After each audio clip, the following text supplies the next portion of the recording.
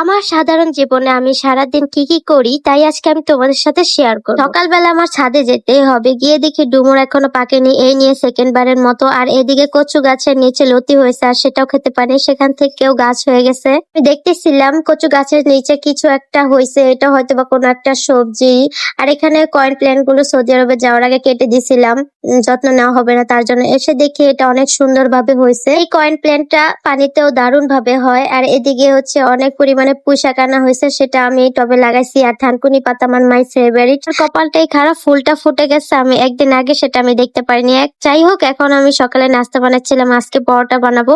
এখন নাস্তা পানি শেষ করে তারপর আমি রিলস দেখতেছিলাম। আর রিলসে আমার একটা ভিডিও অনেক পছন্দ হয়েছে, এই যে ঠিক এইভাবে তোমরা সবাই হয়তো বুঝেই গেছো। এই ভূত আমার মাথায় চাপে, সেটা করা না পর্যন্ত আমার শান্তি হয় না। এখানে কোনো সোনারা আমার মতো বেলুনি দিয়ে বেলতেছিল, আর এখানে রাগ উঠে গেছে। যাই হোক, আমি একটা রিলস দেখতেছিলাম মুড়ি দিয়ে মিষ্টি বানানো, আর আমি সেটা প্রথমবারে পারফেক্ট ভাবে করতে পারছি।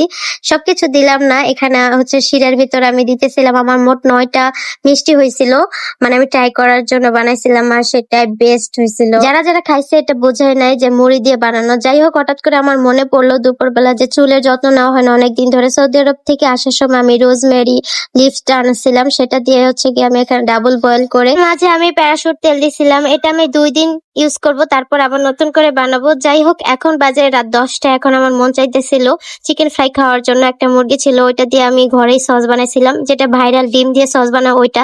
এরপরে হচ্ছে গিয়ে কয়েকদিন আগে পিঠা বানাইছিলাম, সেটাই আজকে আবার ভাজতেছিলাম। আল্লাহ হাফেজ।